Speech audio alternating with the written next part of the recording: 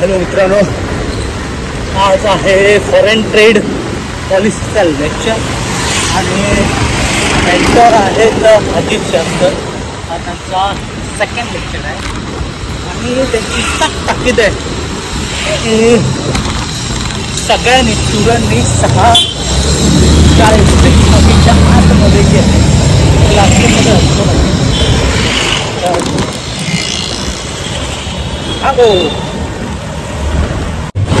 रस्त्यावर सायकल चालवणं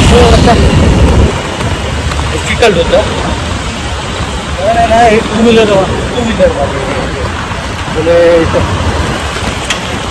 बाईकवाले जे आहेत ते कट मारतात ना, त्यांना कुठेतरी फ्लाईट एकदम घाई झाली आणि फ्लाईट पकडायला ते निघाले. तसं ते जे आहे इतके ते घाईत असतं असे त्या कट्ट मारून होतात.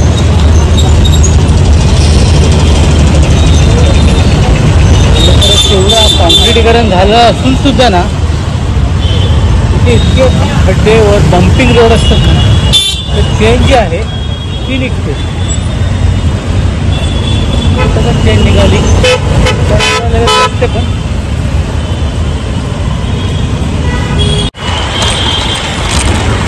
काय दाखवायचं मस्त छान दिसतं. आता मी ये बाय सवाल आता मी जयरामबागमधून जातो आणि तिथून विराज देसाई क्रॉस करून अंबोली तिथून जाण्याचा विचार आहे. ते राईटच्या शाळा पण सुटली, नवजीवन कल्याण संघ ती शाळा सुटली आहे आणि या कॉर्नरला जाम ट्रॅफिकमध्ये अडकलं. हा रूट चूज करून चुकीचं नाही केले ना, आता कॉर्नरपर्यंत म्हणजे अजून एक 600-700 मीटर फक्त मला थोडा प्रॉब्लेम आहे. त्याच्यानंतर एकदा जर विरा देसाई रोडवर उठलो ना प्रॉब्लेम नाही. आता मी आहे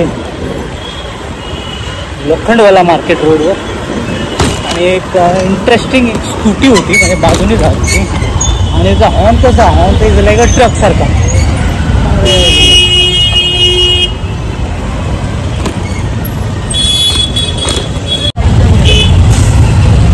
इथून येऊन मी चूक केली बाबा, इथून येऊन मी चूक केली.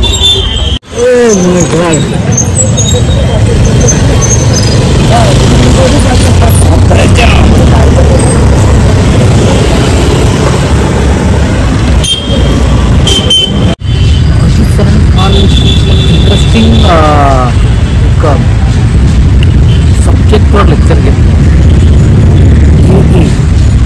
ऑथराइज ॲडव्हान्स ऑथराइज लायसन्स एक विशेष लायसन्स आहे.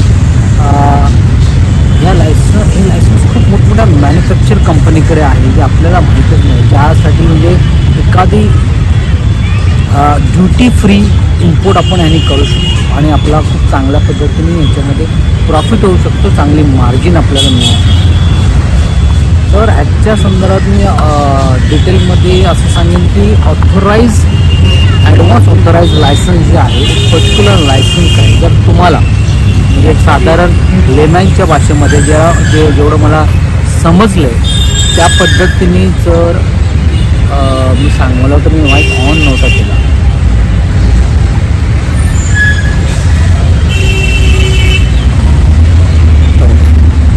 तर लेमॅनच्या आणि साधारण समजेल अशा भाषेत सांगायचं झालं तर जर एखादं प्रॉडक्ट आपल्याला एक्सपोर्ट करायचं असेल, एखादं प्रॉडक्ट एखादं फायनल मटेरियल ज्यावेळेस आपल्याला एक्सपोर्ट करायचं असेल त्यासाठी आपल्याला काहीतरी रॉ मटेरियल इम्पोर्ट करावं लागतं. म्हणजे जर तुम्हाला ॲडव्हान्स ऑथराइज लायसन्स हवं असेल तर एक गोष्ट इम्पोर्ट करावी लागेल आणि ती गोष्ट एक्सपोर्ट करावी लागेल. म्हणजे जर आपण उदाहरण दिलं तर हे शर्ट वगैरे जर मला प्रोडक्ट बनवायचं आहे इथे भारतामध्ये, तर मला ह्याचा रॉ मटेरियल जो आहे तो बहुतेक चायनामध्ये मिळत असेल किंवा अजून दुसऱ्या बाहेरच्या विदेश कुठल्या तरी देशामध्ये मिळत असेल. त्याचा फॅब्रिक किंवा त्याचे बटन्स किंवा असे वेगवेगळे जे रॉ मटेरियल्स आहेत ते बाहेरून मी मागवायचे, इंडियामध्ये ते मॅन्युफॅक्चर करायचे, त्याची पॅकिंग करायची आणि त्याला ते मटेरियल मी फायनल प्रोडक्ट जे आहे ते मी एक्सपोर्ट करायचं. म्हणजे इम्पोर्ट झालेलं जे प्रोडक्ट आहे त्याच्यावर मला ड्युटी फ्री मिळते. तर ह्याच्यासाठी हे ड्युटी फ्री मिळण्यासाठी तुम्हाला हे जे ॲडव्हान्स ऑथराईज ते नावाचं लायसन्स जे आहे, authorisation it self is a licence, पण त्याला बोलताना जसं बोलतात की ॲडव्हान्स ऑथरायझेशन लायसन्स, तर हे मिळवणं आवश्यक आहे. आता ह्याच्यामध्ये पण काय झालं की ॲडव्हान्स ऑथरायझेशन लायसन मिळाल्यानंतर इम्पोर्टमध्ये जो तुमचा माल येतो आणि तुम्ही एक्सपोर्ट करता तर मध्ये वेस्टेज राहतो. म्हणजे 100 तुम्ही रॉ मटेरियल 100 रुपयाचं एक्झाम्पल देऊन सांगतो, तुम्ही 100 रुपयाचं रॉ मटेरियल मागवलं, तुम्ही इथे मॅन्युफॅक्चर केलं ते प्रोडक्ट आणि तुम्ही एक्सपोर्ट केला 95 रुपयाचा, ओके, आणि तुमचा वेस्टेज झाला 5 रुपये, तर हे भरून कोणी काढायचं? तर ह्याच्यासाठी पण ट्रेडर जे आहे भारत सरकारकडे गेलं, एक पर्टिक्युलर मिनिस्ट्रीकडे गेले, कॉमर्स मिनिस्ट्री गेले आणि ह्याच्यावरही त्यांना अरेबिक ड्युटी या त्यांना पर्टिक्युलर काय बोलतात व्हॅल्यू ॲडिशन सँक्शन झालं. आता ह्याच्यामध्येही काय केलं या ट्रेडर्सनी, म्हणजे काही जे यामध्ये चुकीचा उपयोग करतात किंवा जुगाड करतात, तर अशा ट्रेडर्सनी काय केलं की इम्पोर्ट तर 100% 100 रुपये काइंड ऑफ इम्पोर्ट मटेरियल केलं, पण त्याचा वेस्टेज जे आहे ते जास्त दाखवायला लागलं आणि प्रॉफिट मार्जिन त्यांचं जास्त व्हायला लागलं. हे जेव्हा director general of federation foreign trade या एजन्सीला कळलं, DGFT याला कळलं, त्यावेळेस त्यावर तोडगा काढण्यासाठी, याच्यावर सोल्युशन काढण्यासाठी, उत्तर शोधण्यासाठी एक बराच वर्षाचा 6 वर्षाचा कालावधी गेला आणि कमिटी नेमून त्याच्यावर प्रॉपर एक सोल्युशन काढलं गेलं. त्या सोल्युशन आहे सायन इन द सेन्स की त्याचा फुल फॉर्म जो आहे तो special standard input output norms. म्हणजे जर साध्या शब्दात सांगायचं झालं तर जर तुम्हाला 10,000 टी शर्टची ऑर्डर एक्सपोर्ट करायची असेल तर तेवढ्यासाठी जेवढा तुम्हाला रॉ मटेरियल इम्पोर्ट तेवढाच तुम्ही रॉ मटेरियल इम्पोर्ट करू शकता. त्याला म्हणतात SION, standard import output norms. आणि ह्याच्यावर या पद्धतीने तोडगा काढला. त्याच्या व्यतिरिक्त तुम्ही जे आहे तुम्ही सामान मागू शकता. इव्हन या पद्धतीचं पण ते झालं. नेक्सेस हा शब्द काहीतरी आहे की जर तुम्हाला एखादा रॉ मटेरियल तुमच्या प्रॉडक्टसाठी लागतोय तर तुम्ही फक्त तोच मागू शकता, त्याच्यावरच तुम्हाला ड्युटी फ्री मिळेल.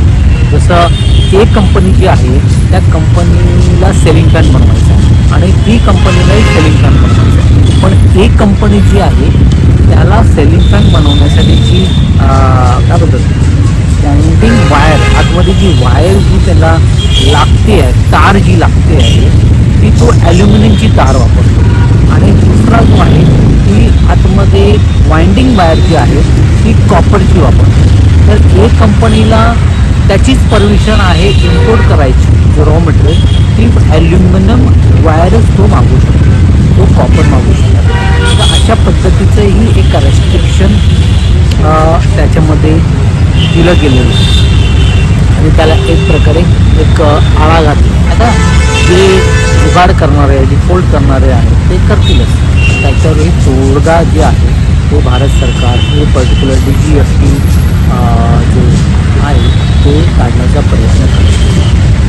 त्याच्यानंतर एक खूप इम्पॉर्टंट लायसन आहे, त्या संदर्भात खूप कमी लोकांना माहिती आहे. त्या लायसनचं नाव आहे SCOMET, SCOMET लायसन्स. हे खूपच म्हणजे विशेष असं लायसन्स. स्कोमेटचा फुल फॉर्म जो आहे special chemical material organization. SCOMET special chemical organization material equipment technology याचा आहे फुल फॉर्म आहे. तर हा जो आहे तो खूपच सेन्सिटिव्ह विषयातला लायसन्स आहे. म्हणजे एखादी वस्तू ड्युअल पद्धतीने वापरली जाते त्या संदर्भातलं हे लायसन्स आहे. म्हणजे एक साध्या शब्दात सांगायचं झालं तर म्हणजे आता बाहेर विदेशी किंवा इतर ठिकाणी जे टेररिस्ट आहेत किंवा असे काय बोलतात त्याला